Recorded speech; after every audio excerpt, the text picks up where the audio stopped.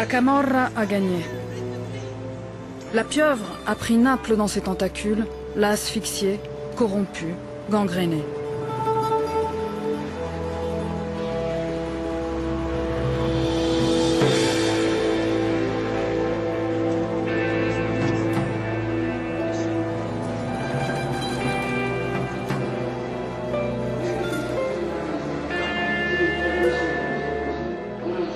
Naples est une ville envahie par la drogue, une ville en guerre. 2700 meurtres en 20 ans, 2 morts par semaine. Les Italiens sont convaincus que la Camorra fait partie de l'identité nationale. Ils s'y sont résignés. Pas tous.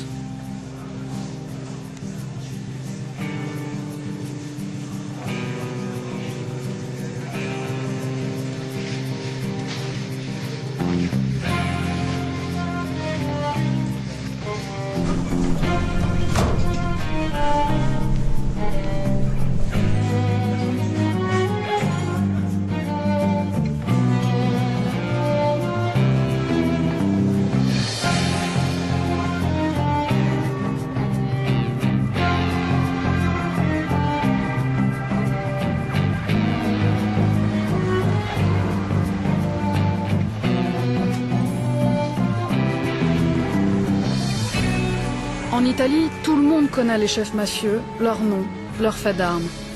Mais peu connaissent ceux qui, dans l'ombre, ne se résignent jamais.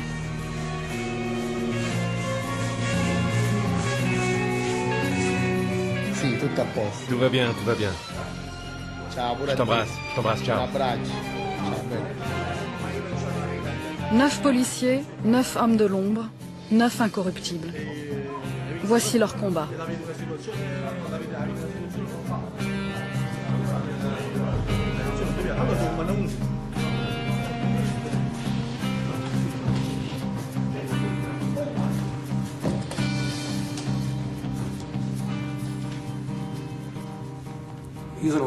Je suis convaincu qu'on peut vaincre la Camorra. Et je pense qu'on est sur le bon chemin.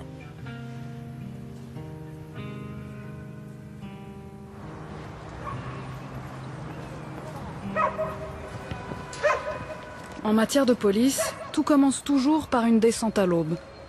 Ici, dans une cité du nord de Naples, les Case Celesti.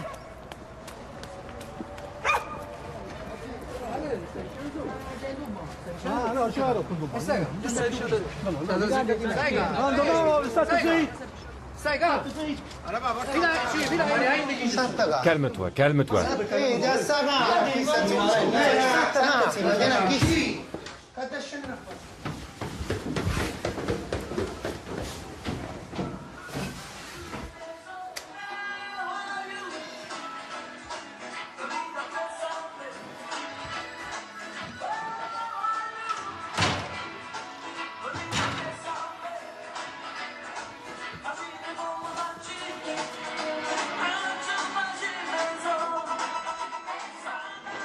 Et ça, c'est la porte qui donne sur le 2e étage. Oui, mais on ne l'utilise jamais, on sort par le rez-de-chaussée.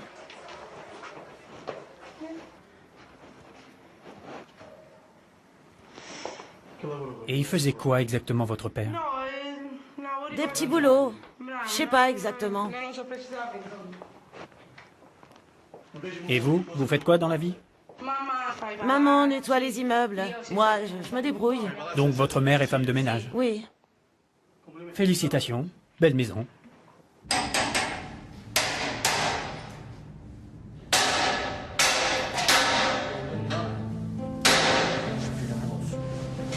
Dans les sous-sols des HLM lépreux, des portes blindées et des grillages protègent le trafic.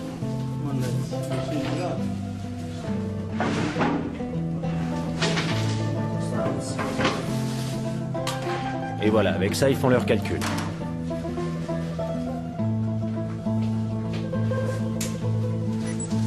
L'opération de la brigade a un objectif, repérer les hommes, cartographier les passages secrets. Peu importe si cette fois-ci, les caches sont vides.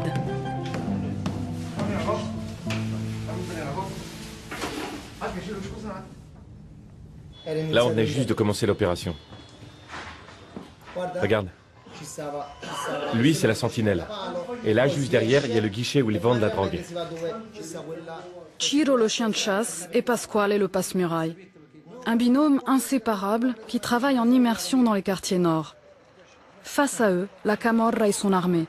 Ses généraux, ses sentinelles et le gros de ses troupes, les dealers de la rue.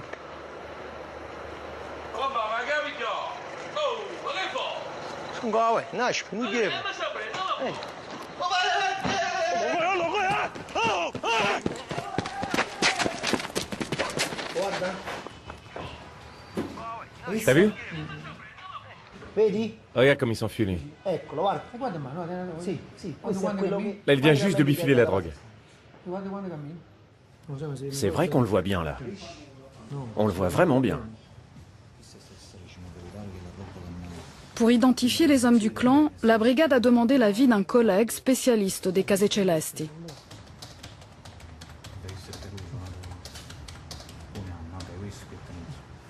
Ça, c'est Antonio, le frère du repenti. Celui qui a été assassiné le mois dernier. Alors attention, cette fille-là, elle vend de la drogue par tonne. On l'a identifiée, il faut l'ajouter au dossier. Et celui-là aussi. On l'appelle parfois le chinois, parfois le pipeau. Lui, c'est Spaghetti. Pourquoi? Peut-être parce qu'il est petit et tout sec? Et ça, c'est le berger. Entre nous, on l'appelle le chouineur. Parce que quand on l'arrête, il arrête pas de chouiner. Eh oui, quand la police l'arrête, il chouine. Mais pour vendre de la drogue, pas de problème. Ah, celui-là. Ah, celui-là, c'est Petit Papier. Sergio, le frère de Petit Papier, c'est quoi son nom déjà? Le Martien.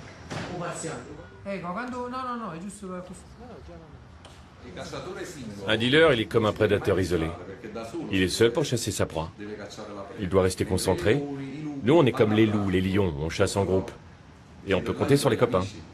Alors que le léopard, il est tout seul. S'il chasse pas, il mange pas.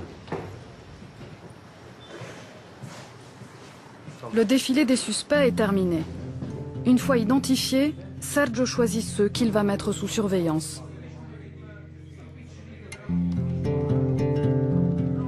En 2005, la brigade a fait tomber le grand boss des quartiers nord, Paolo Di Lauro. Jusqu'alors, l'homme avait réussi à rester inconnu des fichiers de police. Des années de traque ont soudé les hommes de la brigade et construit leur légende. En 2009, ils poursuivent Raffaele Amato, le rival de Di Lauro, jusqu'en Espagne.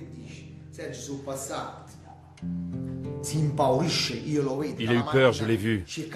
Il tentait de se protéger. Il faisait comme ça avec les mains en pensant que c'était un piège, un attentat. Pour lui, c'était impossible que 3 personnes seules puissent arrêter une voiture avec à bord des personnages d'un tel calibre. Il pensait surtout être en lieu sûr. Il m'a dit « Mais qu'est-ce qui se passe ?» Et je lui ai répondu « Vous êtes en état d'arrestation par la police italienne. » Il m'a dit « Mais pourquoi, vous êtes italien ?» Et je lui ai répondu « Oui, brigade des stupes de Naples. »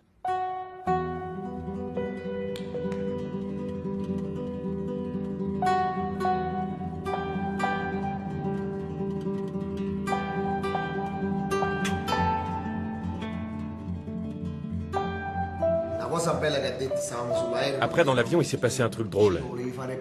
Il m'a dit, tu voulais toucher le jackpot? Ciro, tu le voulais, le jackpot? Bon, je lui dis, j'ai essayé. Et lui me fait, tu sais, nous aussi, on connaît les lois espagnoles. Tu n'as qu'un seul mandat, pour moi. Un seul. Donc, pour mon frère et mon neveu, tu peux rien faire. Donc, Ciro, t'as pas touché le jackpot. Pour les 2 autres, on a bien reçu les mandats, mais 48 heures trop tard. De toute façon, le frère d'Amato, il doit courir. Il doit se cacher et courir. Il doit penser que où qu'il soit, on est toujours derrière lui. Comme disait l'autre, celui qui fuit sait ce qu'il fuit, mais ne sait pas ce qu'il trouve.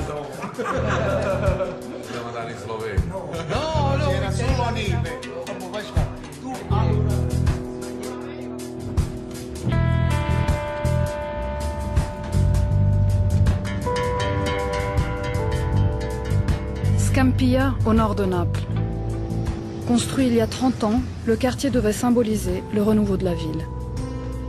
Aujourd'hui, il compte la plus forte concentration de dealers au mètre carré en Europe. Ici, on fabrique, on teste, on distribue, on vend et on exporte. Tu peux pas venir à Scampia en te disant que tu vas juste faire un tour, comme ça, pour voir. Parce que ça peut exploser n'importe quand. À droite, là, on les a arrêtés. Ils vendent plus. C'est vrai qu'on a fait du beau boulot, hein. Super. Surtout avec la caméra cachée. Ici, par contre, ça continue. Regarde-moi ces dealers. T'as vu ça? Oui. Et tous ces toxicos. Regarde-les. Des vrais zombies.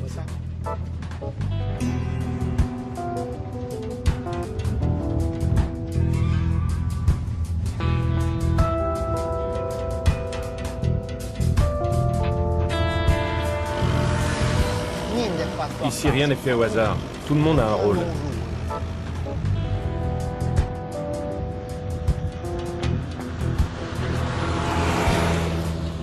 T'as vu la sentinelle? Voilà le gamin, il revient prévenir son boss. Les camoristes demandent aux petits de jouer à un endroit précis, pour les prévenir quand la police arrive. Ils passent des accords avec les mômes en leur payant l'essence de leur mobilette. Et eux n'ont plus qu'à rouler, à se balader dans le quartier.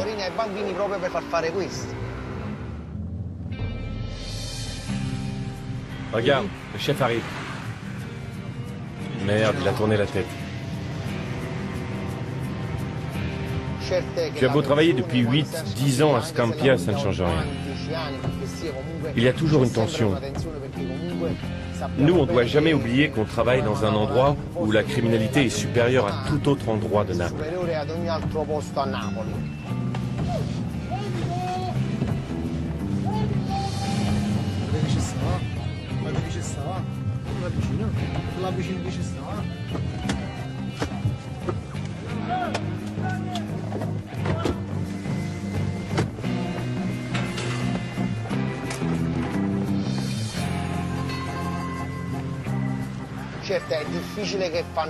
C'est rare qu'ils soient agressifs vis-à-vis de nous, parce qu'ils nous connaissent. Ils savent qu'on travaille sans violence. Bien sûr, ils essaient de fuir. Ils risquent leur vie tous les jours, la prison à chaque instant. C'est ça leur vie. Et nous, voilà la vie qu'on doit mener pour réussir à les arrêter. C'est une lutte permanente. Et tu vois là, toutes les caves, elles communiquent entre elles.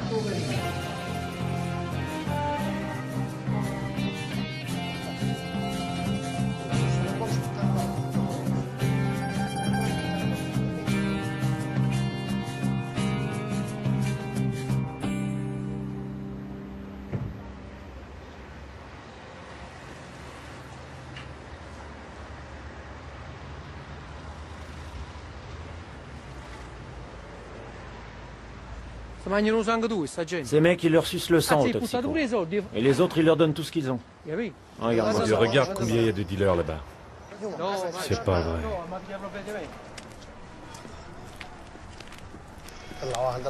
C'est une véritable armée, qu'est-ce que tu veux qu'on fasse? Scampia est un laboratoire pour cobayes volontaires. Ils accourent par centaines de toute l'Italie pour essayer de nouvelles drogues, plus fortes, plus dures, parfois mortelles, à quelques mètres à peine de ceux qui les tuent. Rappelez-vous ça. On ira tous en enfer.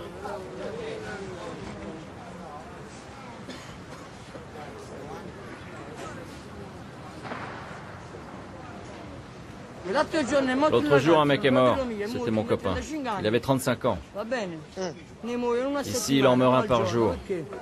Nous, on est des milliers, vous savez. On est vraiment des milliers. Pourquoi personne ne tient compte de nous? Mais t'as essayé d'arrêter? Bien sûr, j'ai essayé. Quand ça? Plusieurs fois. Allez, ciao.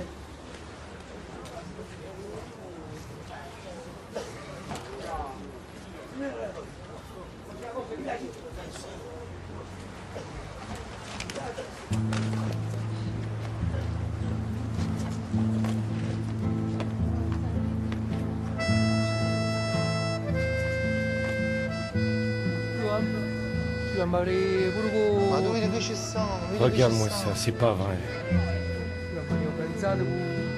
Il faut intervenir. Pasquale, qu'est-ce qu'on fait? On appelle les services sociaux, il y a urgence.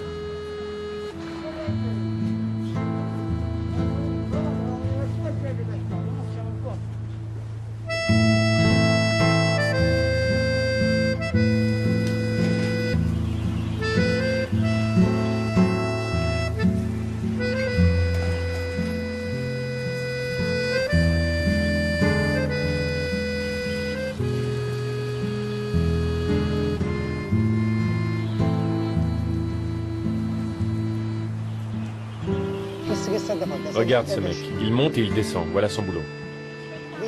Et ceux-là, ils patrouillent autour des immeubles.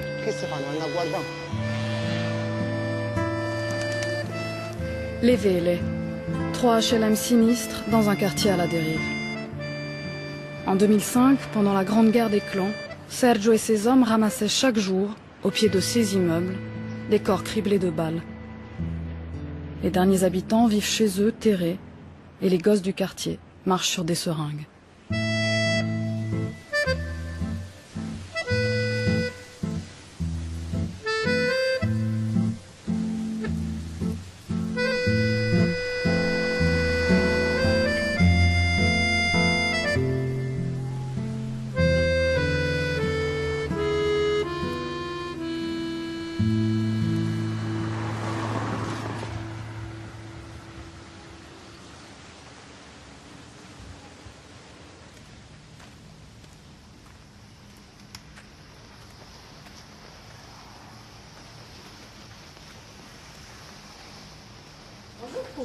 Tu veux quoi? T'es qui? Tu viens d'où? Ils font quoi dans ce sous-sol? Là, en bas? Oui. Là-bas? Bah, Où est-ce qu'ils vendent? Dans la voile rouge ou dans la voile jaune? les mecs? Oui. Je sais pas. Allez, dis-moi. Je sais pas. Fais gaffe, fais gaffe. Mais quoi, t'as peur? Moi? Non. Ah bon, t'as pas peur? C'est toi qui devrais avoir peur de venir ici. Mais tu sais que tu dois pas rester là, au milieu. Au milieu de quoi? Les mecs qui vendent la drogue, là. Quand ils arrivent, toi, tu te tires. Reste jamais avec eux. C'est dangereux, fais gaffe. Mais non, moi je suis chez moi ici. Ils te donnent quelque chose en échange? Non, rien. Et tu pourrais pas aller casser les couilles à quelqu'un d'autre? Eh, dis-moi, ils te donnent quelque chose? Non. Tout ce que j'ai, je le mérite. Et je fais des choses parce que je suis né ici. Ouais, je sais. Et toi, tu les vois dealer depuis ton balcon, c'est ça?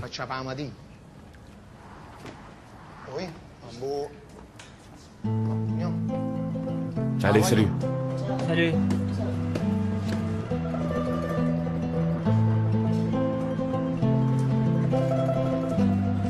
Être policier à Naples, c'est parcourir chaque jour des zones de non-droit.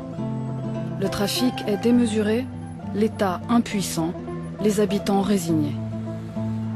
Ici, les policiers sont le dernier rempart de la démocratie.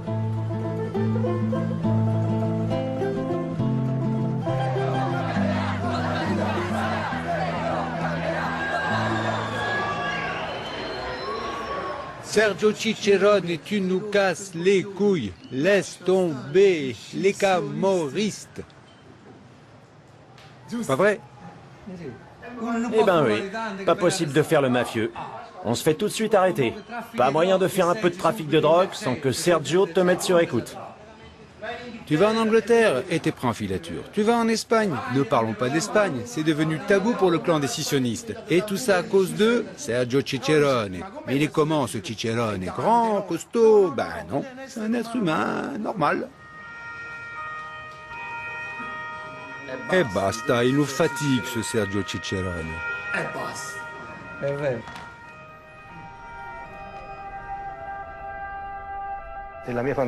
Dans ma famille, personne n'était dans la police. Mon père était infirmier.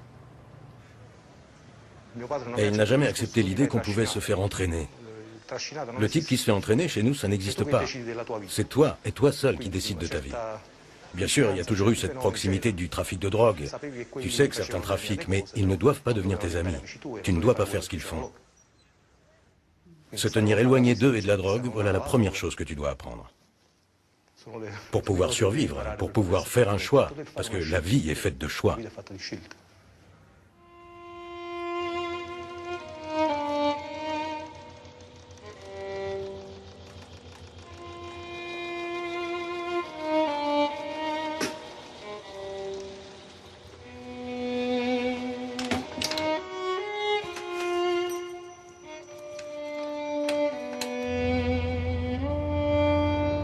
Pasquale aurait déjà dû m'appeler. Ah, le voilà. Clio en mouvement, ok.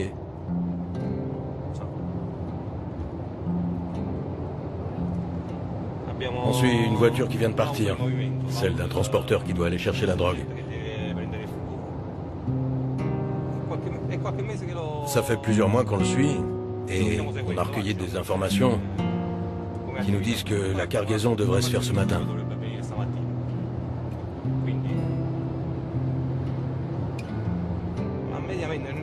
En moyenne, on fait 1 ou 2 opérations par mois. Ça dépend de l'organisation des transports. Parce que si le clan sur lequel on travaille fait un seul gros transport par an, on doit attendre le fameux transport. Enfin, comme on travaille sur plusieurs clans à la fois, notre moyenne, c'est 1 ou 2 opérations par mois.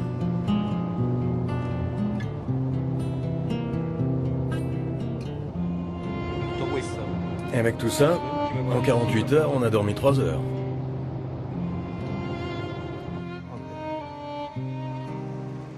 C'est ça notre travail. Nous, on attend. C'est à eux de jouer maintenant. Ils doivent partir, charger, revenir. Et nous, on fait les méchants. On les attend. 3 voitures de la brigade traquent le transporteur. Depuis le bureau, Emilio, le vétéran, guette la moindre réaction du clan. Non, Sergio, nous ici rien de neuf. Non, non, pas encore.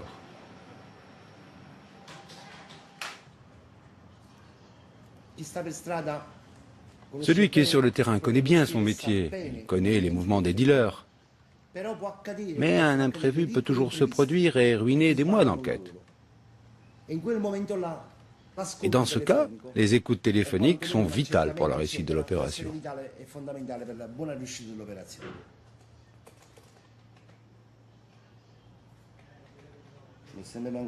Le terrain me manque, moi. C'est normal que ça me manque. J'ai toujours été dans la rue. Depuis que je suis entré dans la police. Alors, ça finit par te manquer. Le travail du terrain. Énormément. Et ça va me manquer jusqu'à la fin de ma vie. Le terrain, c'est fondamental. C'est la connaissance des quartiers, des hommes, de l'être humain en général.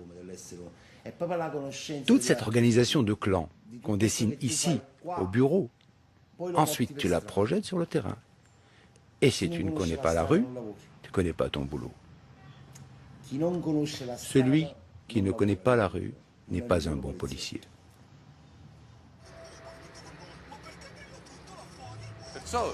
Tu sais, les clans camoristes s'inspirent des tribus des grands singes. Ils sont méchants, violents et ils se font continuellement la guerre. Bon, soyons sérieux, faut pas la rater cette opération. Bon. Bon, on attend. S'il quitte la voie principale, il entre dans la campagne. Et une fois là-dedans, comment on fait?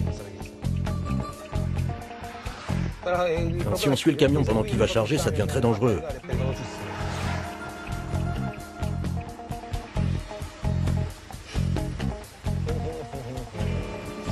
Ça paraît facile comme ça.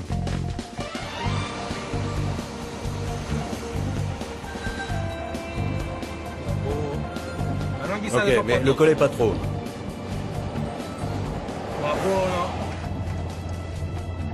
À quel kilomètre tu es? Comment? À quel kilomètre? 661. On a repris en filature le camion chargé de drogue. Je sais qu'il y a une voiture qui l'escorte avec à son bord les vrais organisateurs du trafic. Cette voiture-là, on va la laisser filer. On l'aura plus tard.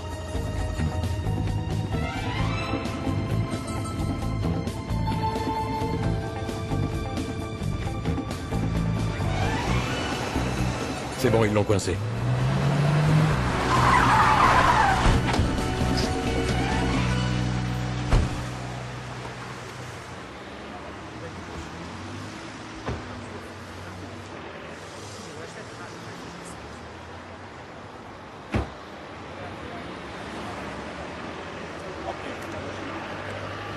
C'est bon. La drogue est planquée dans du terreau congelé. Félicitations. Plus de 350 kilos de hashish en une seule prise. Les trafiquants viennent de perdre 1 800 000 euros. Eh, les mecs, on défait les paquets de terre dans le camion. Hein. On va pas se mettre à planter des rosiers ici. Hein.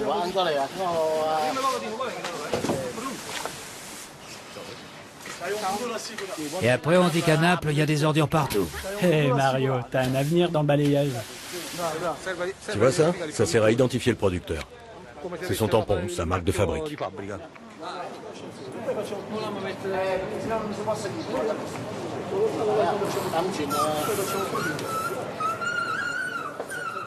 C'est ça. Aide-nous à transporter toi aussi. Vas-y mon gars, pousse le chariot, pousse. J'ai besoin de mes pilules. Mes pilules pour le cœur. Bien sûr, on te les apporte.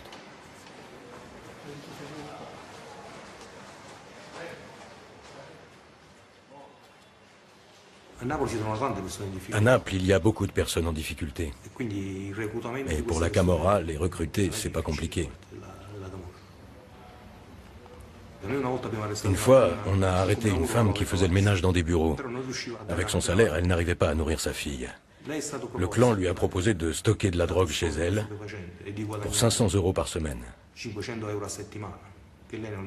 Cette somme, elle ne la gagnait même pas en un mois. Alors, elle a accepté.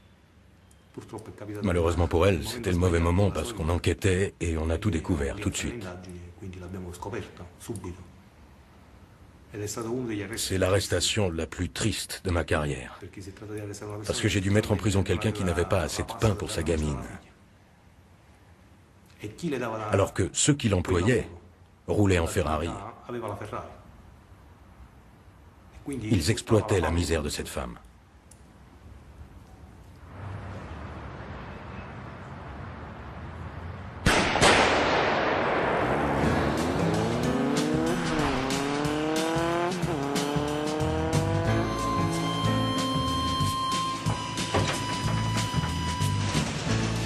Étrangement, l'opération saisie de la brigade aura peu d'écho. Le lendemain, la presse fait sa une sur l'assassinat d'un boss de la Camorra. Honnêtement, ce serait pas plus agréable de lire un journal qui titrerait « Petite poule volée chez la voisine », non? Regarde ça. Un boss des scissionnistes abattu. Voilà les gros titres de ce matin. Et puis des histoires de raquettes, des vols. Et ça, c'est tous les jours.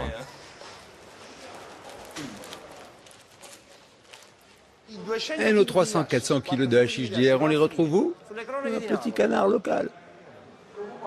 Et en page 3... Eh oui, en page 3.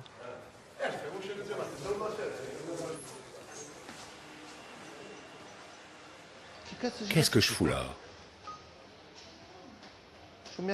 J'ai ma fille et mon petit-fils aux États-Unis. Je veux qu'on parte. Avec toute la famille. Là où vit ma fille, c'est magnifique.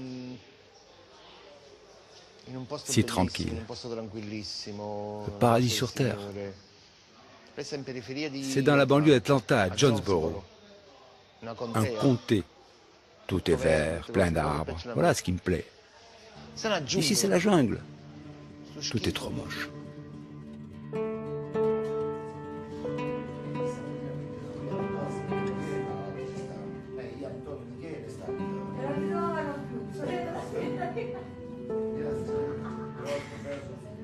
Moi, quand j'étais gamin, j'arrêtais pas de me bagarrer avec tout le monde dans la rue. Je me battais du matin au soir. Je me levais jusqu'au coucher. Je me levais le matin pour cogner. À midi, je cognais. Et le soir, je cognais encore. Je savais rien faire d'autre. Du matin au soir avec tout le monde. J'avais de mauvaises fréquentations quand j'étais jeune. Beaucoup de mes copains de l'époque sont morts assassinés. D'autres sont en prison. D'autres encore sont devenus toxicos. Parmi ceux que je connaissais dans ma jeunesse, peu sont encore en vie. Et alors quand je parle avec eux, je me dis, attends, si tu n'avais pas fait le bon choix, tu aurais connu le même destin. Papa, ouvre-moi. J'arrive. C'était qui le chef du clan décisionniste? Enfin, il est Amato. Amato, avec son beau-frère qui s'appelait Pagano? Cesare. Cesare, bravo. Et ils sont où? En prison ou dehors? Dehors. Non. Dedans. Tous les deux ou un seul? Tous les deux. Bravo. Et qui les a capturés? Et moi. Enfin, toi aussi. Qui les a capturés? La brigade? Des stucs. Et quelle équipe? T'as pigé?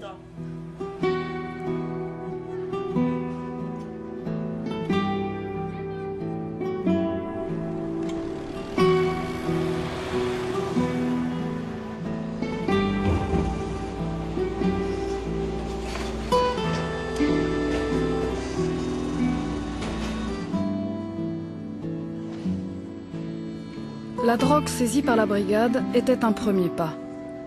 Il faut maintenant démanteler la pyramide de l'organisation. En commençant par la base, les vendeurs au détail, dans leur quartier, dans leur rue, à leur porte.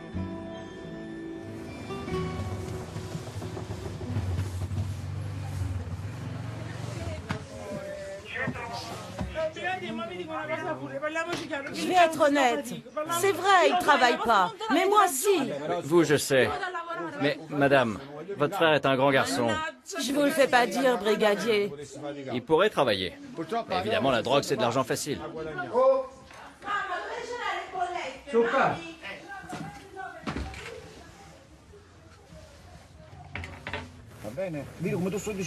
Je vais être très clair. Si t'as planqué de la dope dans la maison, tu le dis. Et on règle ça entre hommes. Si on trouve quelque chose et que tu nous as rien dit, ça veut dire que la drogue, c'est celle de ta mère, de ta sœur, et on arrête tout le monde. T'as compris? Non? Alors t'es pas un homme. Ça suffit, je veux plus t'entendre. Chez toi, ça va pleurer. La maman, la sœur, les enfants, les assistantes sociales. Moi, je dis ça, autant que tu le saches.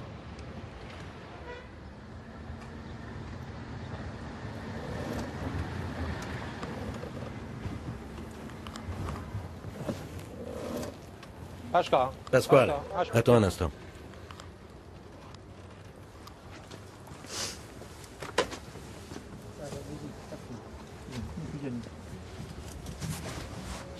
C'est que du chic. Je t'avais prévenu. Allez, ça va, t'as parlé, tu t'es racheté. Top? Mais c'est quoi cette marque? Madame la juge, il y avait un demi-kilo dans la voiture et encore 450 grammes dans la maison. Mon fils, rendez-moi mon fils. Maman, calme-toi, calme-toi. Je vous raccompagne.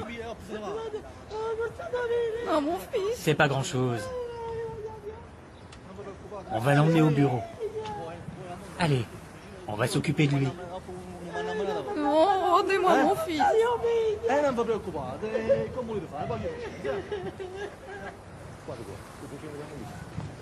Et voilà, les fils font les cons, et c'est les mères qui trinquent.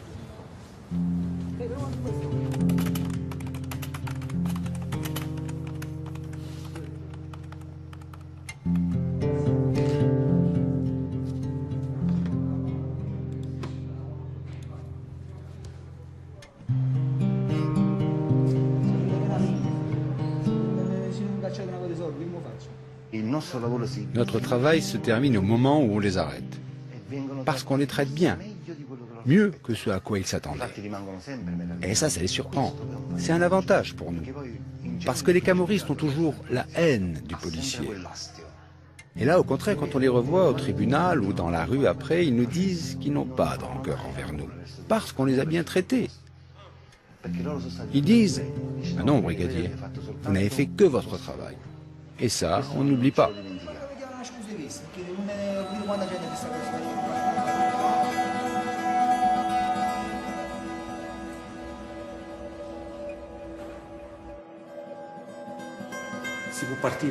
L'enquête peut partir du bas, du haut, d'un intermédiaire, mais fondamentalement la méthode d'une enquête sur la drogue est toujours la même. C'est très répétitif.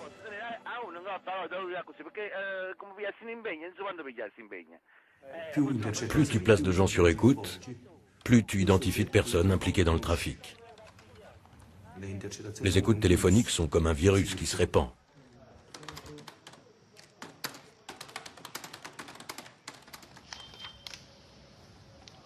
Ah oui, faudrait une par une. Mais j'en suis qu'à la moitié. Des dizaines d'écoutes chaque jour, des milliers par mois. Autant d'éléments qu'Emilio doit classer pour monter les dossiers d'inculpation.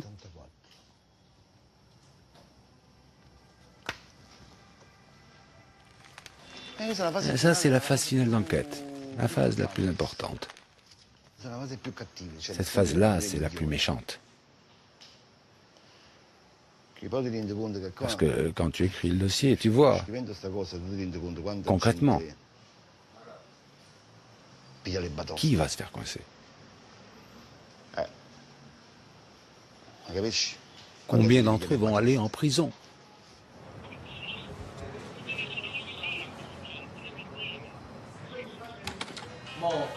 Dernière nouvelle, il bouge. Federico a appelé un certain Gigino ou Carmine. Apparemment, ils sont prêts. Il a dit, faut partir.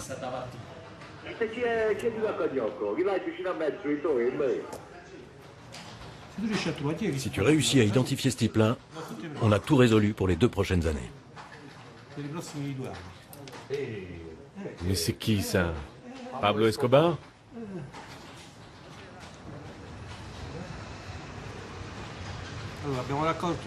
On a des informations qui nous font comprendre qu'il existe dans le réseau un personnage important capable de livrer de la drogue par tonnes. Mais on doit encore l'identifier, parce que les gens qu'on surveille parlent de lui, mais sans jamais citer son nom.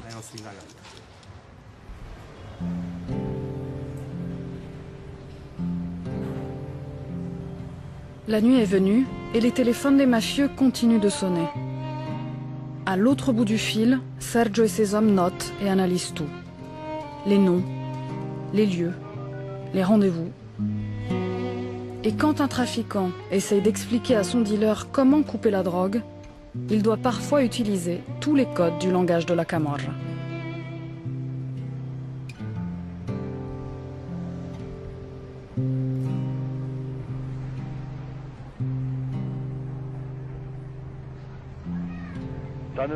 Allora una mezz'oracina, allora fa una cosa, siamo già a turno. Fa portare la macchina che dalla da mia, Gallette e Ginotto. Mamma mia, come la ci pagare? Allora, lì là, se non mi sbaglio, teniamo 300.000 lire. Poi piglia, 100.000 lire, 500.000 lire e 500 mesi, e fanno un frullato. Se fa un frullato. Come se ci fa un frullato? E quando è diventa? Dipende da quello che ti dico là, io che ne so. Mannaggia lo bucchino. Allora, un chilo di patata, un chilo di cipolla, un chilo di banana. Ah no, e un chilo di preservativo. Messi insieme quando ne so. A posto, ma hai capito mo che andiamo in galera, come? Ciao. Tu vois ce type, il a déjà compris qu'en parlant aussi clairement par téléphone, ils iront tous en prison. Mais pour intercepter un dialogue de ce genre, on a dû patienter. Parce qu'en 6 mois d'écoute, c'est la première fois que ces gens font une telle erreur. Pas à pas, l'enquête avance. À chaque étape, le dossier monté par la brigade est supervisé par l'un des 18 magistrats du pool antimafia de Naples. Longtemps, la brigade a eu son juge, un magistrat jeune, courageux, Giovanni Corona.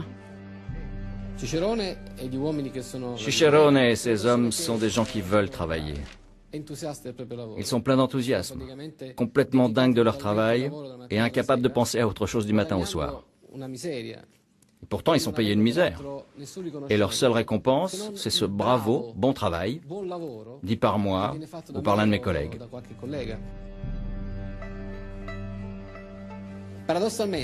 Et paradoxalement, toutes ces enquêtes réussies leur ont donné encore plus de travail, sur d'autres clans et d'autres encore, dans une chaîne sans fin. Ce qui fait que parfois je me demande comment ils font. Avec quelle force d'âme ils se lèvent tous les matins depuis 20 ans pour écrire leur dossier à charge, retourner à leurs écoutes et parfois entendre les enfants de ceux qu'ils ont arrêtés il y a 20 ans, voire même les petits-enfants de ceux qu'ils ont arrêtés il y a 20 ans. Rien n'a changé.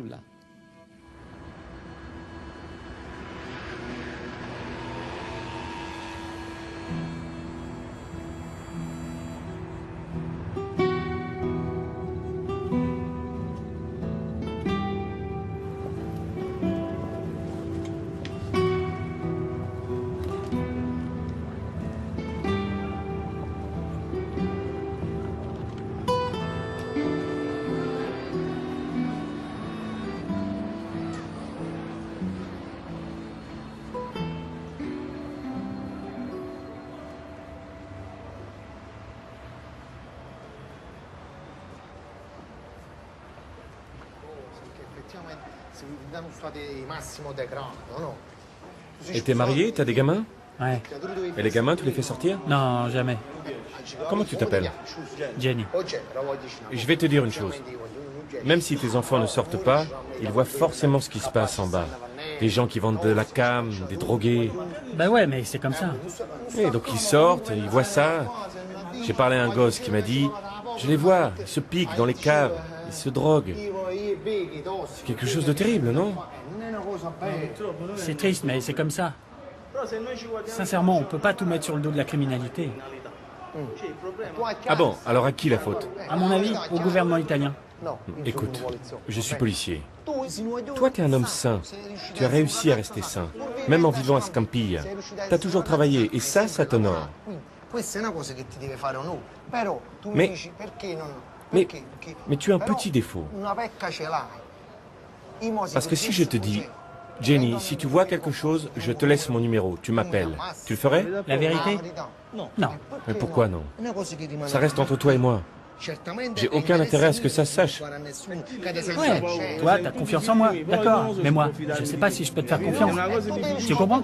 Mais tu dois vaincre cette peur. Alors à qui elle appartient cette ville? Si tu vis ici comme ça, sans rien faire pour que ça change, à qui appartient la ville? À toi ou à eux? À eux.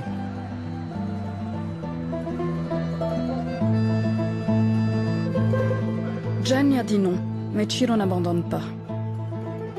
À Naples, Sergio et ses hommes se battent chaque jour pour que la ville et ses habitants reprennent leur destin en main, pour que Naples ne soit plus la cité des morts.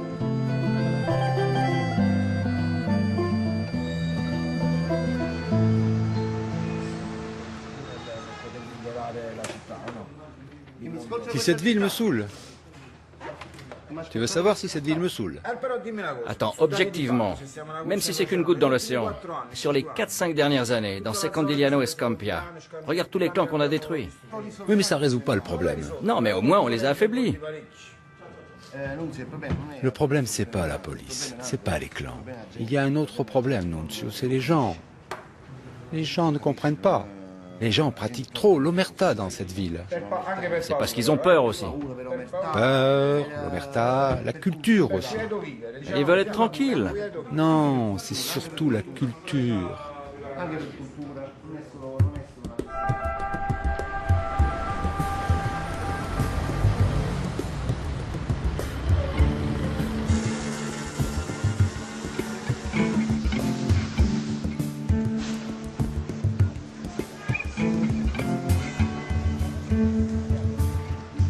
Ont passé. 8 mois pendant lesquels la drogue, les clans ont continué à tuer. Pour la brigade, il est temps de passer à l'assaut final. Sergio et ses hommes ont repéré la villa d'un riche trafiquant. Ils doivent arrêter les suspects, saisir leur matériel de fabrication et leurs armes.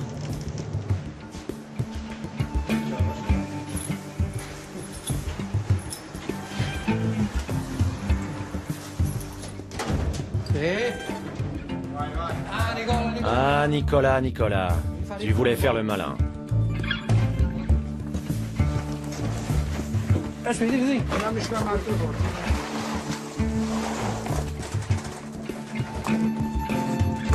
Il y a de l'herbe.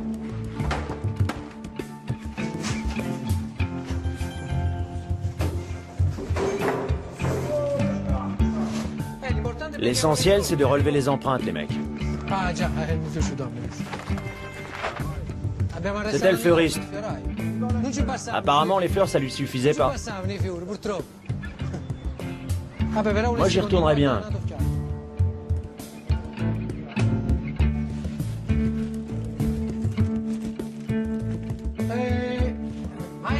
Ne jamais renoncer. Eh oui. Il y a encore des taches blanches.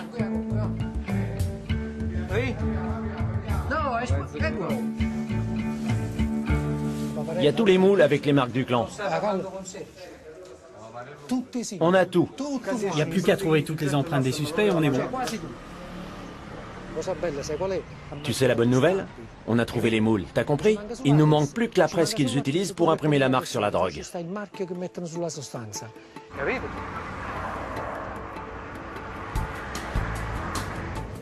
Pasquale emmène la drogue et les trafiquants à la préfecture. Sergio et Emilio foncent vers la villa du chef du réseau, arrêté entre-temps. Le dossier à charge reste incomplet, il manque la preuve ultime, les armes du clan, qui doivent établir le caractère criminel de l'organisation. La tension s'installe. Bonjour, vous êtes la femme de Monsieur Rico? Bien. Madame, vous devez venir tout de suite à Pontericcio. Oui, dans votre villa. Madame, il faut vous faire accompagner. C'est pour une perquisition et vous devez être là. Une équipe de pompiers est mobilisée. Allez, dégage de là, toi. Sergio veut explorer le sol de la villa et il y a 250 mètres carrés de carrelage à briser. Qu'est-ce que vous voulez que je fasse, moi? Je suis au courant de rien. Essayez juste de pas mettre trop de bordel. Si on trouve rien, va falloir tout casser. Faites ce que vous avez à faire.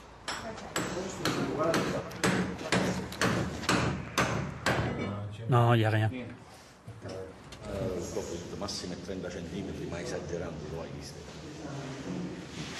Là, il y a trop de surface à casser. Hein. Et vous avez vu l'épaisseur du sol?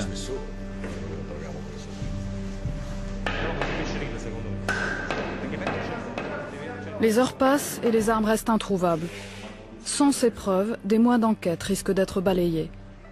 La Camorra pourrait gagner la bataille. Nous devons prouver que ces gens forment un groupe, qu'ils disposent de moyens et de lieux où ils stockent la drogue. Il faut montrer aussi qu'ils sont structurés pour gérer le trafic de drogue, qu'ils sont même capables de verser un salaire aux membres que nous avons arrêtés. Ce sont des preuves indispensables à notre enquête, qui pèseront lourd dans le verdict et les peines prononcées par le tribunal.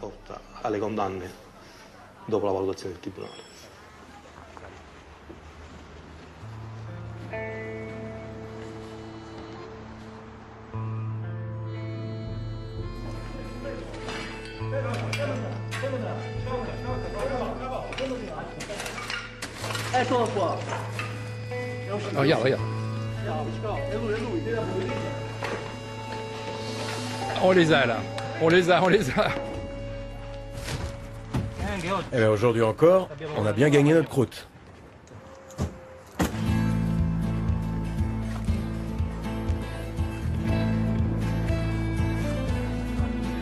Trois trafiquants d'un clan puissant ont été arrêtés. Sous le sol de la villa, il y avait tout l'arsenal du clan et dans le garage plus de 100 kilos de hashish et de cocaïne. Le réseau est démantelé.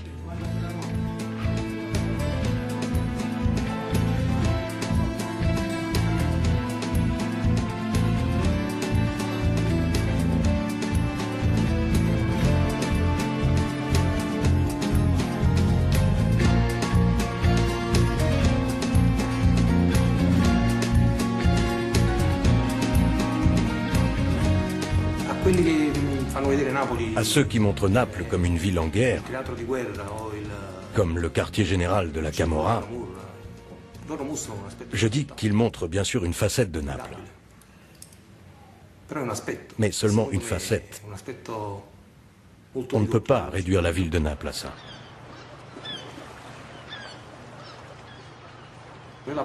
Nous, notre mission, on l'accomplit. Maintenant, c'est aux autres d'intervenir.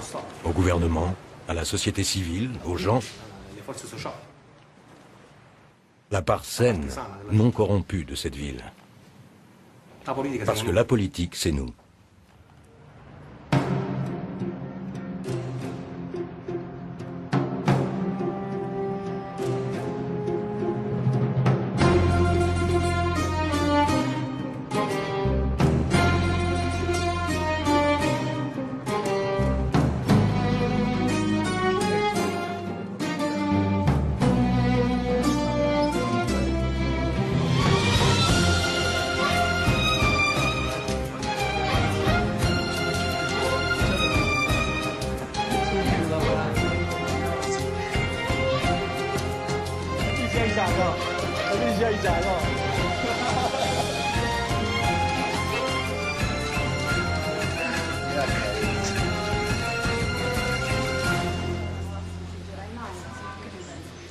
Et toi, tu en penses quoi? Moi, je pense que ça finira jamais.